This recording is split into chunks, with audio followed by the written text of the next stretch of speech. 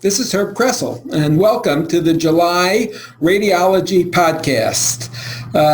This month, we have conversations with three authors. Two of them will be discussing different manuscripts on a related topic, which is the recognition of prostate cancer aggressiveness with MRI. And first, I'll be speaking with Professor Olivier Rouvier of Lyon, who with his colleagues authored a paper entitled The Quantitative Analysis of Prostate Multiparametric MR Images for Detection of Aggressive Prostate Cancer in the Peripheral Zone. And we'll also be speaking with Dr. Sung-Yoon Park of Yonsei University in Seoul, Korea, who with his colleagues authored a manuscript entitled Prostate Cancer, PIRADS version 2 helps preoperatively predict clinically significant cancers. And then my colleague, Dr. Alex Banquier, deputy editor for thoracic imaging, will speak with Michael Kuo of UCLA, who with colleagues authored a study entitled Radiogenomic Analysis Reveals Associations between Fluorodeoxyglucose positron emission tomography, prognosis, and epithelial mesenchymal transition in non-small cell lung cancer. We think these are very stimulating papers and hope you will enjoy the discussions today.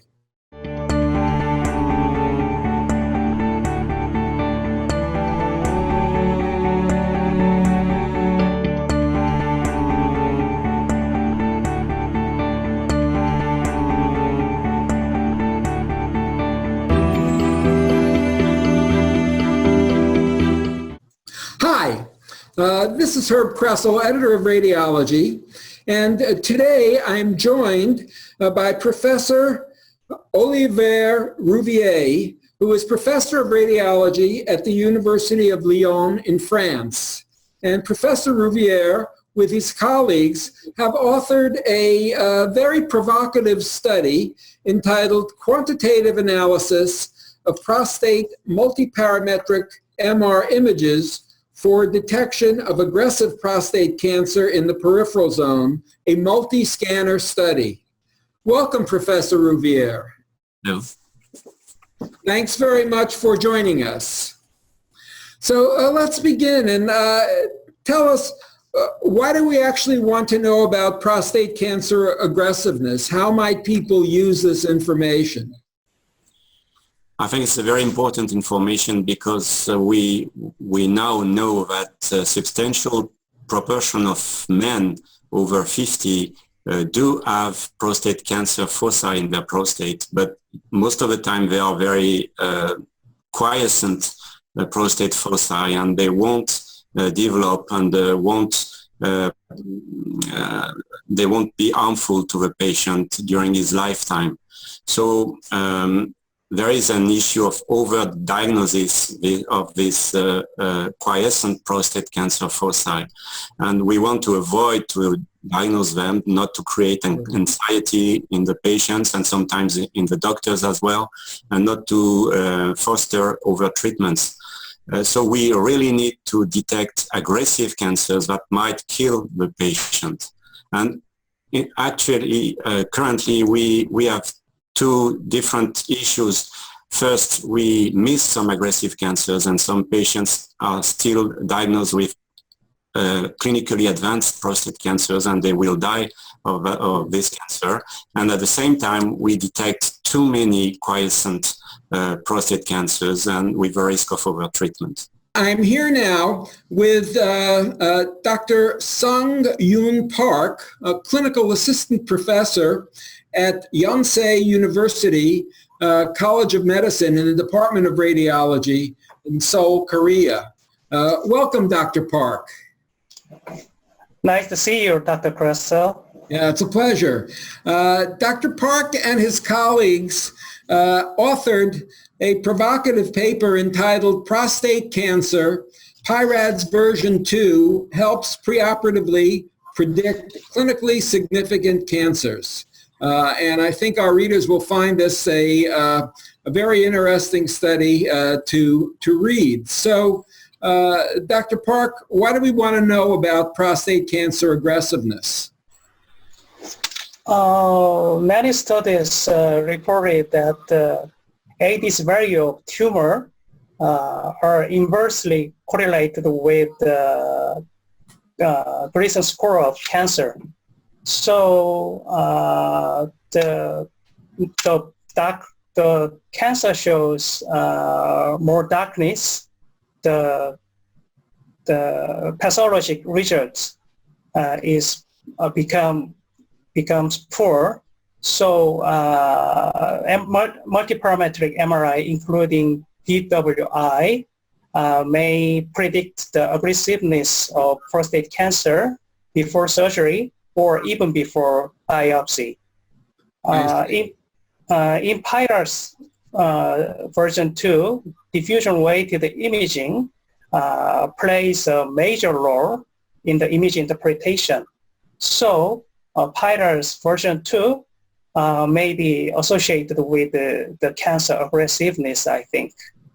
And how can this be useful clinically? If you have an understanding of how aggressive it is, how can you use the information in clinical management?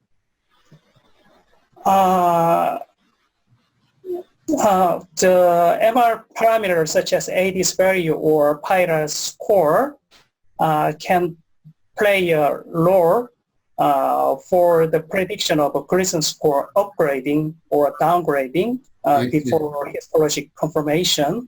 So radiologists can advise to the possible histologic nature before surgery. Yes. I see.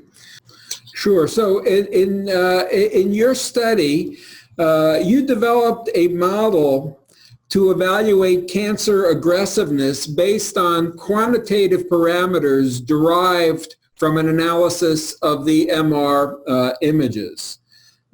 Others, and we'll be speaking with Dr. Park and colleagues from Korea, who have looked at more qualitative criteria, in Dr. Park's case using PIRADS. What was the thinking? Why did you choose to develop a model based on the quantitative parameters? Well, it's because multiparametric MRI has done a lot of progress during the last 10 years, but there is still at least one issue or two problems that are linked together. Multiparametric MRI is difficult to interpret, and there is an issue of inter-reader variability, and it's sometimes a criticism from our colleagues urologists. They say, well, prostate MRI, it works when it is done in expert centers, but it's less performant when it is done by regular radiologists. So a quantitative model would reduce some of the variability and make the results more generalized. That's the idea. Yes. I say. Dr. Park, in your study, you looked at the qualitative parameters as they're listed in PIRADS 2 to determine aggressiveness, while other groups are trying to use more quantitative methods, actually calculating the ADC or other ADC parameters or looking at specific enhancement quantitative metrics. What are the benefits of using PIRADS 2? Why do you think this might be a good way to look at this issue? First of all, I'd like to say that I'm a user of PIRADS because I'm not a member of a PIRADS working group. Yes. So my opinion about PIRADS may be somewhat different from that of working group. Yeah. The PIRADS stands for the prostate imaging reporting and data system. So it was designed to promote international standardization of image interpretation. Right. However, technically, PIRAL's scoring is based on only visual analysis for each T2 diffusion and DC MRI. I think this revision is the purpose of this revision was to simplify the scoring, which can more spread the utilization of a scoring system compared to previous version. I understand. So the simplicity of PIRADS may make it possible for it to be used more broadly, and so to have more uniformity in terms of the determination and the criteria for aggressiveness. Thank you. Now, you began with a lot of parameters, and how did you choose the ones to include in the model? Well, we wanted to use very simple quantitative parameters so that they could be used with regular softwares available for all radiologists. So that was the main idea. That's why, for example, we did not use K-trans or KEP parameters, but we used much simpler parameters for dynamic contrast enhancement imaging, such as the washing rate, the washout rate, or the time to peak, which are very basic parameters. The only parameter that is a bit more difficult to calculate is the 10th percentile of the apparent diffusion coefficient, but it has produced so good results in other studies that we felt it was important to include it. So that's looking at the 10% with the lowest ADC? Yes, well, when you define the region of interest, then yes, you have a distribution of the ADC values among voxels, and then you choose the 10th percentile. Okay, so the bottom 10th percentile. Yes, the bottom 10th, yes. Yes, okay. Now, the other thing that I found very interesting in your study is that you actually included patients examined on 2 different MR systems and compared the results per system. Why did you choose to do that? Because when you choose to go to the quantification way, it's a hard way, especially with MRI, because we know that it's difficult to define thresholds that could be reproducible from one manufacturer to another, and sometimes from one scanner to another within the same manufacturer. So there's always there's always a feeling that we might not be able to develop a reproducible model. So we wanted to see if we could develop an accurate model, but also immediately if this model could be reasonably reproducible from one manufacturer to another. Otherwise, it's worthless. Now, I was a little surprised that you chose not to include any clinical parameters in the model of cancer aggressiveness you developed. What was the reason for that? To make it less complex, or? Yes, of course, it's an interesting idea, and I think it will be our next step.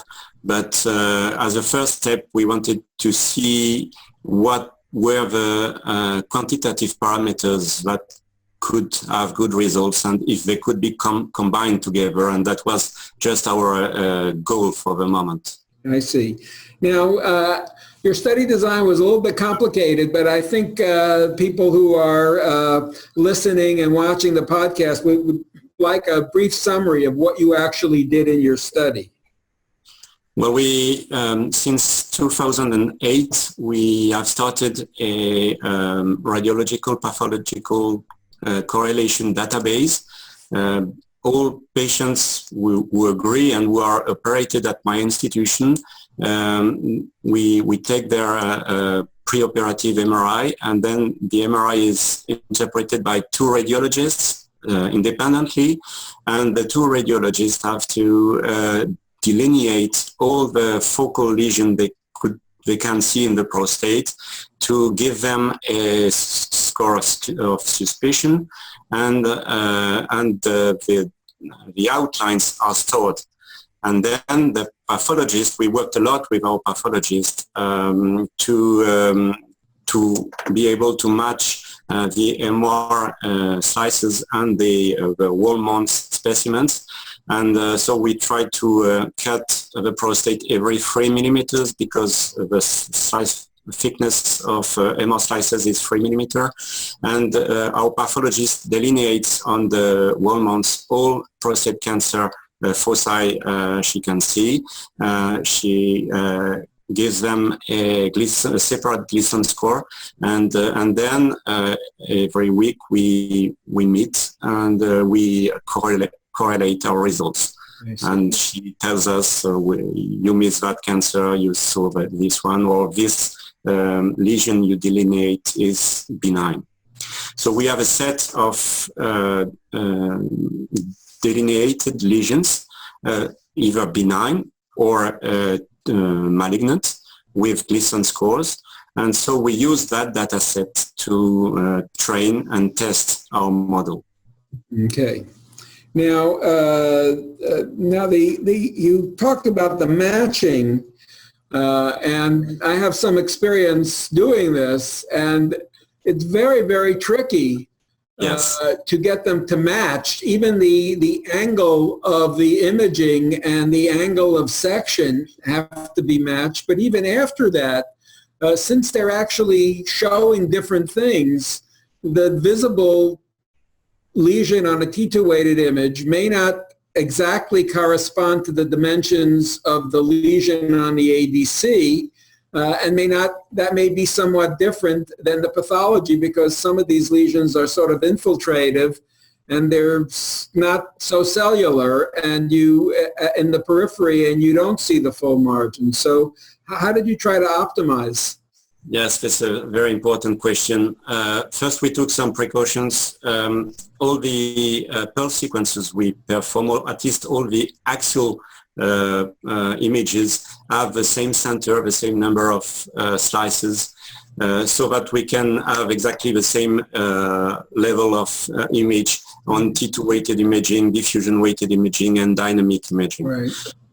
First. Second, we worked with the pathologist to design a small machine to try to cut the specimen in the perpendicular, in the plane that is perpendicular to the rectal surface of the prostate, and we try to align our MR slices to that along that plane. And then we obtain wall mounts every 3 millimeters, just as the MR slices. But even with all those precautions, it's difficult to correlate the wall mount sections and the MR images. Yeah.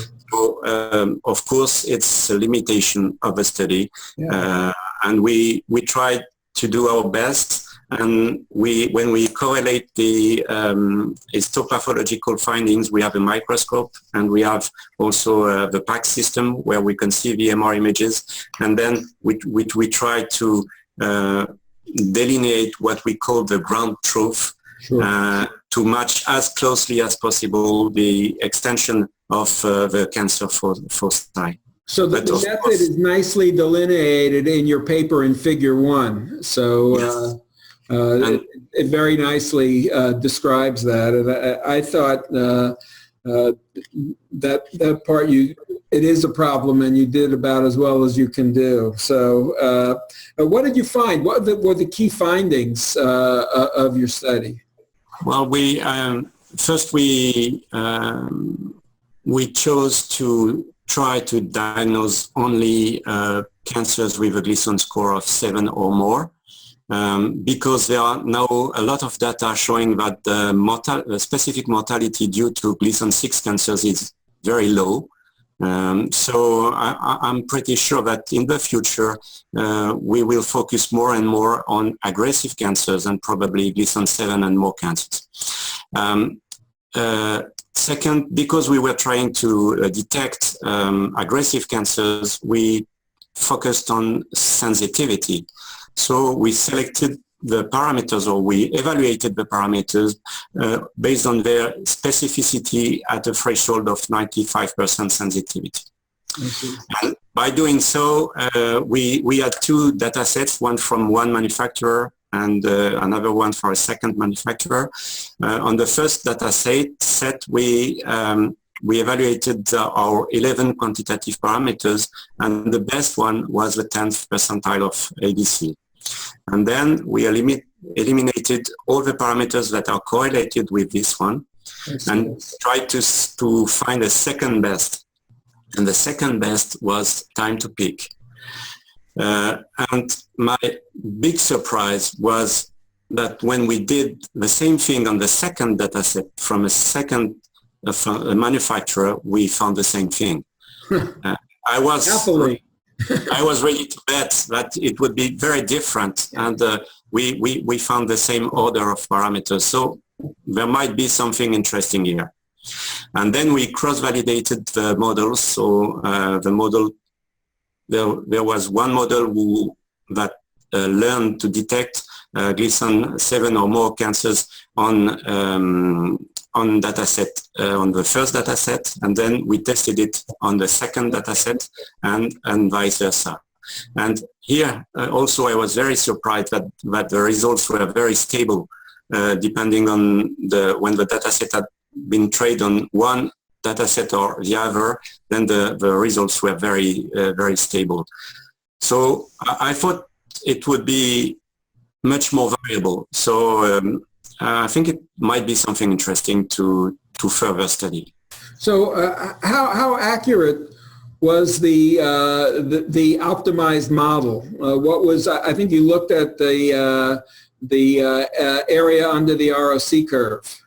Yes, but one must always be cautious with the AUC values because they heavily depend on the population. Yes. And obviously the one data set was easier than the other one. So the same model had better results on the first dataset A in the paper, than on the second one, dataset B. Okay. But the results were between, I think, 0.84 to 0.90. That's for the pretty impressive. Which is quite good. Yeah. But I think the most important finding is not the AUC value in itself. It's the fact that it does not change a lot when you use a model that has been trained on the other data set. Sure. Well, that's very, very, very promising. Now, you alluded to some, but what do you think were the key limitations of the study? I always say that the important thing in the study, the three important things are population, population, and population. So yes, first we studied a population of patients who underwent radical prostatectomy because we wanted to have a very strong gold standard, histological gold standard. But of course, it is a biased population, and it will be more and more in the future because we operate less and less patients with, for example, Gleason 6 cancers. So our model had a very good result in this population, but I think now it should be tested in its target population, which is the population of patients who are candidate to a prostate biopsy. And we'll see, maybe the results won't be good, we'll see.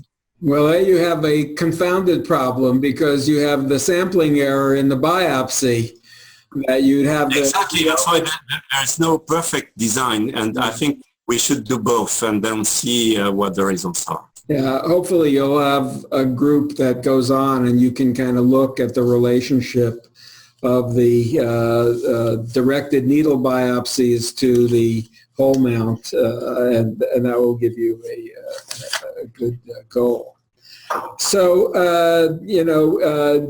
at first glance, and we'll be speaking with Dr. Park, your results are quite good, but they're similar, a bit better than using PI-RADS alone. Do you still believe that a quantitative approach will be the way to go with this? Well, I think we should go both ways.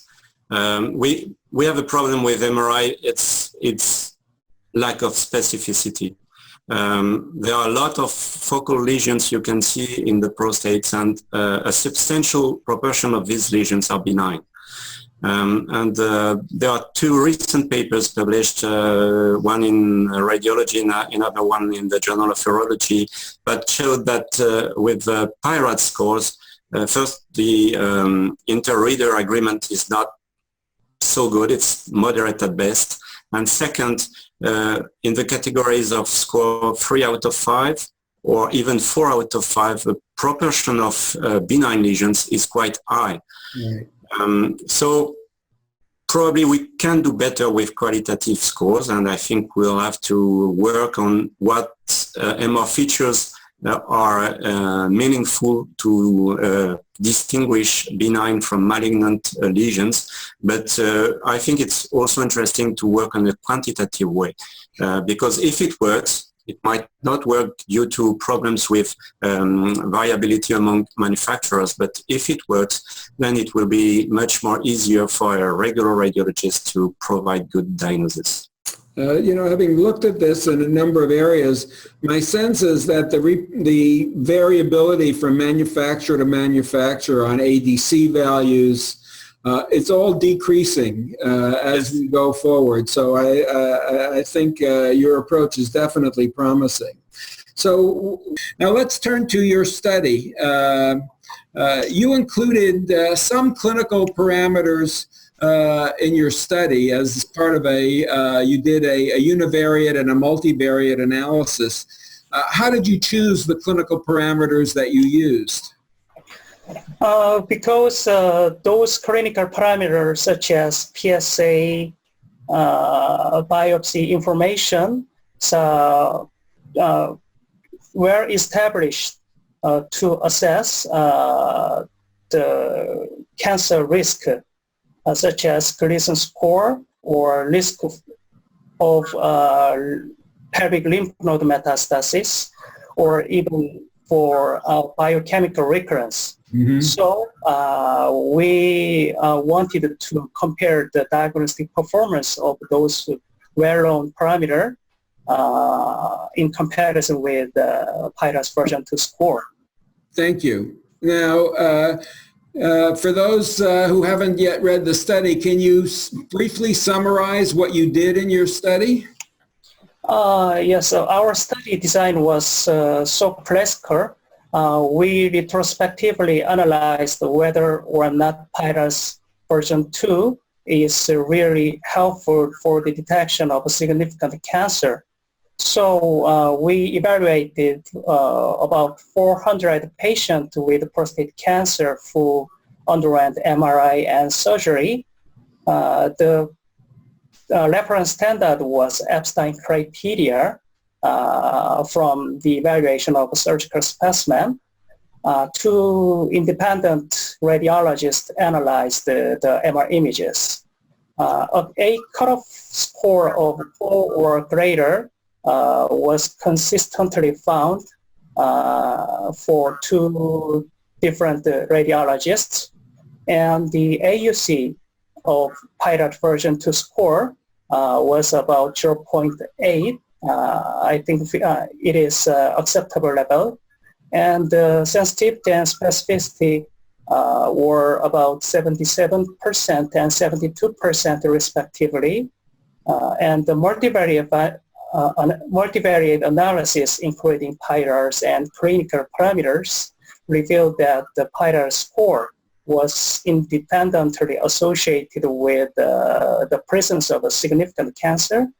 And finally, the image interpretation was reproducible between two different readers. So we concluded that the PIRAT version 2 may be useful for the detection of a significant cancer.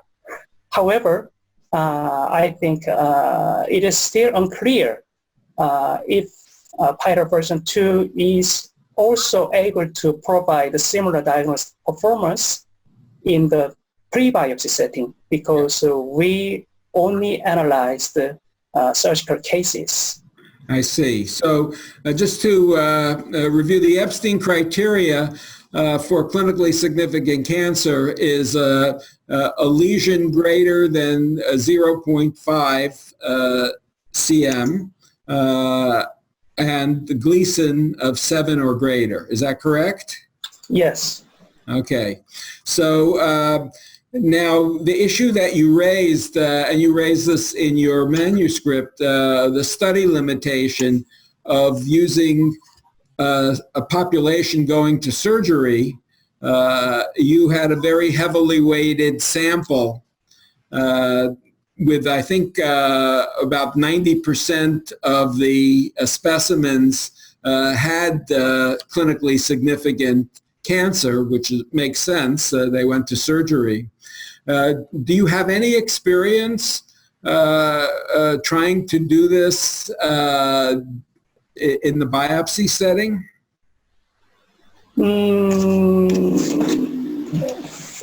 About pre-biopsy setting? Yeah.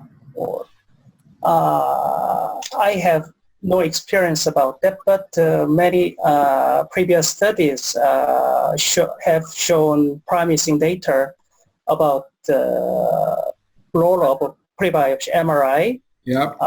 In those results, the pre-biopsy MRI can help reduce the number of biopsy core, Sure. Which allow the comparable diagnostic performance for the detection of a significant cancer compared with the 12-core systemic biopsy. What are the next steps for your group with this research? What are the next few things you're going to be working on? Well, we are going to test these models on a population of patients who are candidates to a prostate biopsy and compare the results of what has been predicted by the model and the results of targeted biopsies. There's also another limitation of a study I think it's important people who are listening are aware of. It's that when we delineated the ground truth region of interest, we included prostate areas that are normal for the naked eye.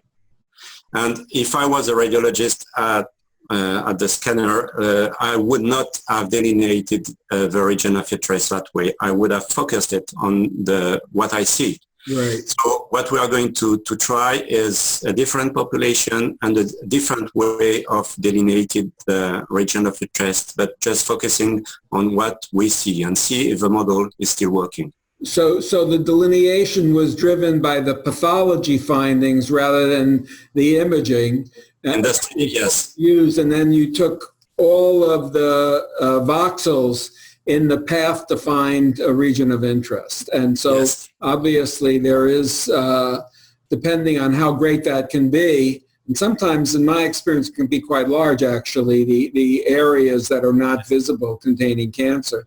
Clearly that could affect the results. Now, going forward, what are the next steps in this line of research by your group? Actually, in our study, the reproducibility between two independent readers was somewhat high. Very compared with recent another study. So, in a recent study, recent article, the Dr. Rosenkranz commented a very important point about the inconsistent inter-reader agreement among the recent studies. A radiologist at a single institution may be familiar with the local imaging protocol, sure. Which condition may be related with a high inter-reader agreement. We are investigating for the improvement of inter-reader agreement in the interpretation of PIRARS version 2 nowadays. So are you trying to look at reading the same cases with radiologists from different institutions? Is that what your plan is? Unfortunately, this study was performed, this current study was performed in our institution. Yes, I understand. But we added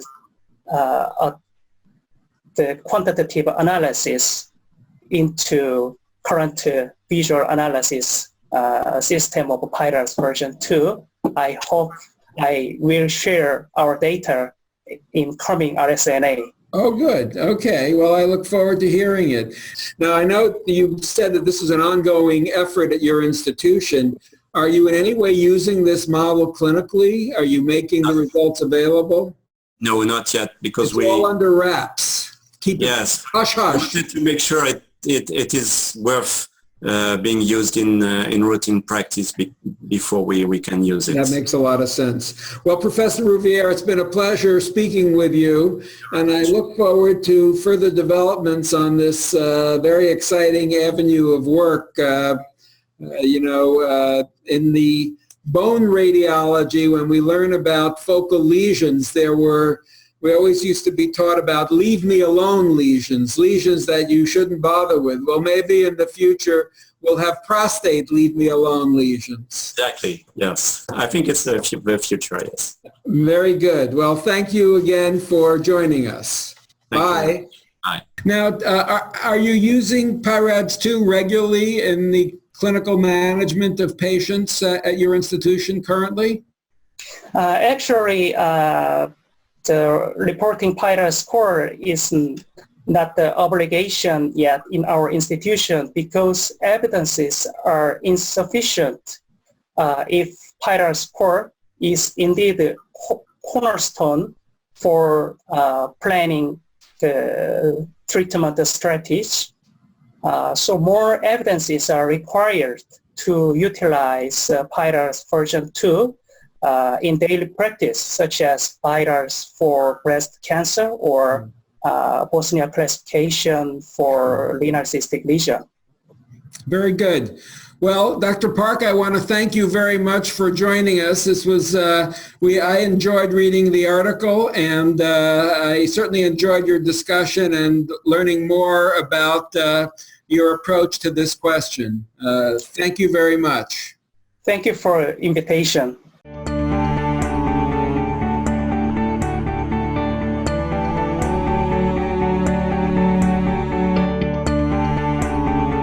Good morning.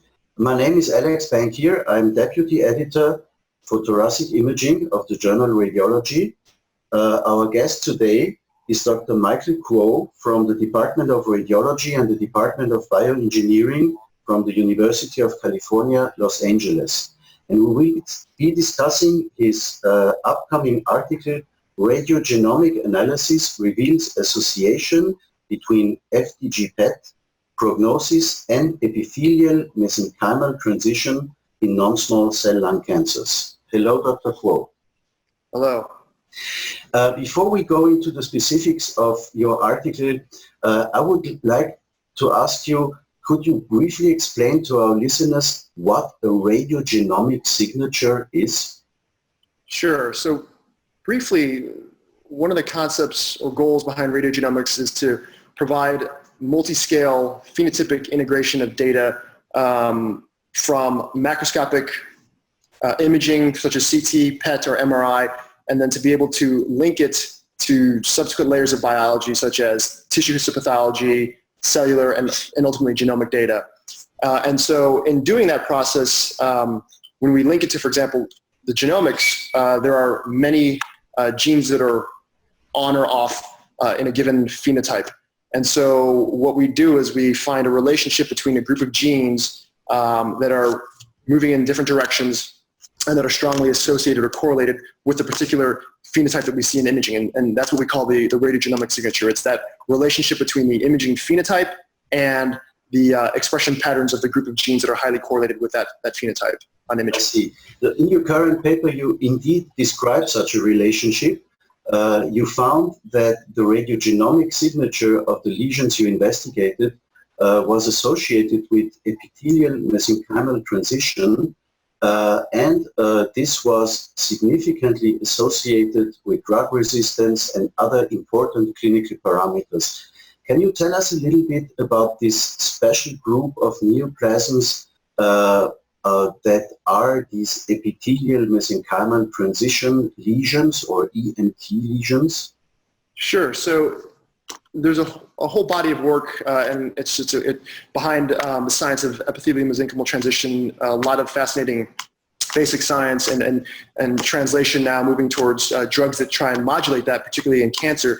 But a very brief summary is that it's a conserved cellular developmental pattern that is involved in tissue morphogenesis during embryological development, and there are different types. It can be activated, for example, in addition to during normal development, it can be activated during wound healing. And a lot of the interest in cancer is that it seems that this process is quote unquote hijacked or reactivated in certain tumor types, certain epithelial tumor types that give it a very, if tumors undergo this transition from the epithelial state to a more mesenchymal or dedifferentiated state, they acquire certain phenotypic characteristics that include things, for example, at a phenotypic level, increased mobility or invasiveness, such would be like consistent with metastasis, poor prognosis, and increased propensity towards drug resistance. Mm-hmm. And I understand you investigated these lesions in non-small cell lung cancer, but this EMT type of this EMT category also occurs in other lesions than lung cancer, in other cancers, correct? Absolutely correct. It has been increasingly been found to be involved in a number of different tumor types, solid tumor types. So it seems to be an important phenotype that's related to stem cell biology, cancer stem cell biology, and seems to be relatively pervasive. Dr. Kuo, in your manuscript, there is a remarkable figure. It's figure number 2 that shows on one hand the outcome of your study, the main result, and on the other hand, the complexity of the information you are analyzing. Could you briefly comment on this figure? Sure. So as you recall from the paper, basically the goal was we had this hypothesis that the clinical features that we know are associated with high SUV, such as metastasis, propensity towards metastasis, poor response to drugs or chemotherapy, and poor prognosis, also seem to be mirrored in tumors that are associated with a post-EMT-like phenotype, which are similarly have poor outcome, increased metastatic potential, and chemo resistance. And so we thought there may be a relationship, so that was the purpose. And so we did in silico analysis and subsequently in vitro characterization in a controlled fashion in order to do independent analysis of each of those features. And figure 2, as you mentioned, really kind of summarizes the key aspect of that, where it basically shows the radiogenomic signature where it relates the high and low SUV signature from PET imaging in the non-small cell lung cancer patients to the group of 14 genes that are significantly associated with that SUV signature. And what we can see is that there's a group that's activated and a group that's what we would call repressed. And that if you then look at the clinical outcomes, because that's one of the key issues, is that we see that indeed that this holds true, and that the group that has more post-EMT-like phenotype or activation of the signature does worse in terms of overall survival and disease-specific survival compared to the group that is low SUV and has the pre-EMT gene expression signature. So that's basically showing relating the complexity of how the genes are being expressed with the associated PET imaging findings to the differences in survival. So your results nicely showed that the higher SUVs are clearly associated to this subtype. Is the reverse also true? Will a lower SUV be associated with a better outcome and a more favorable patient prognosis? Yes. So tumors that have the lower expression are basically, if you can look at it as spectrum, either your pre-EMT or more differentiated, more epithelial-like tumors, or you are more dedifferentiated post-EMT tumors. And so if you have the signature that's associated with a more post-EMT undifferentiated signature, you have a worse outcome. Your overall survival is worse, your disease-specific survival is worse, whereas if you have the other signature, so it's a binary decision. It's you're either one or the other. And so if you have the other signature, then it's associated with more differentiated, less aggressive cancer phenotype. I see. At the current point, do these findings have any clinical application, or is this more in the realm of designing new cancer medications and so forth? Well, I think it could have definite clinical implications. I mean, I think our goal was to explore this hypothesis and to verify it at multiple levels. To drive this hypothesis, validate it independently in silico, and then derive a cell-based model where we can rigorously, in a controlled fashion, test independently each characteristic. But I think that basically there's a lot of interest in stem cell-like behavior with tumors, and I think that what this can basically show is that these tumors can kind of connect the dots to some degree, and that these tumors that we know that are poor prognosis, that have high SUV, we can now begin to drive down and say, well, it may be because they're associated with this aggressive cancer biology, and so now we're beginning to understand that biology, and so now, as these drugs begin to develop in the clinic, this potentially could serve as a starting point for a biomarker to be able to say these tumors are more post-EMT-like based on their imaging, and so therefore they may be better candidates for these drugs, for example. Or we could say that these patients, just from a prognostic perspective, we know that evidence suggests that these patients may have a more aggressive a natural history, so we need to be more aggressive than we would otherwise because they display these characteristics. So I think it has the potential, with further work to potentially have both predictive and prognostic benefits. But I think clearly, more work is done, and it's a starting point. I see. On more general terms, you mentioned there is a big amount of interest in radiogenomics. Radiogenomics certainly is one of the quickly growing fields in radiology. If a young academic radiologist at the current time point would be interested to develop a career in radiogenomics, what would you suggest to this individual? What must she or he learn, and what are the skill set that this person would need to acquire? Well, I think there's a lot of different levels in which radiogenomics entails, and I think that it sits at the intersection of a number of different disciplines. So, for example, at the beginning of the pipeline is image feature analysis, quantitative image feature extraction, imaging phenotype characterization.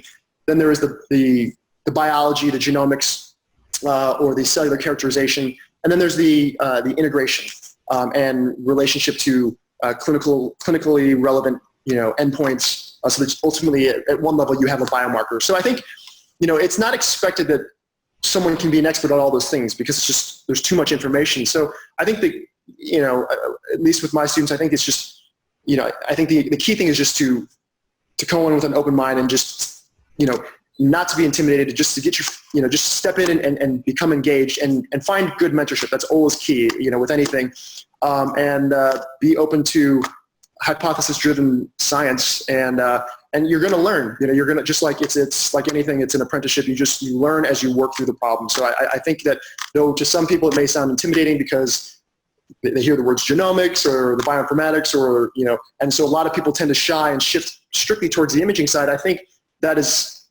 don't think that that's necessarily the case. And I think it's just something you have to become engaged in, and you will learn with the process with time. Dr. Kuo, thank you very much. We're looking forward to a lot of new work from your group, and thank you very much for discussing your paper with us. Goodbye. Thank you. It was a pleasure, and thank you for having me.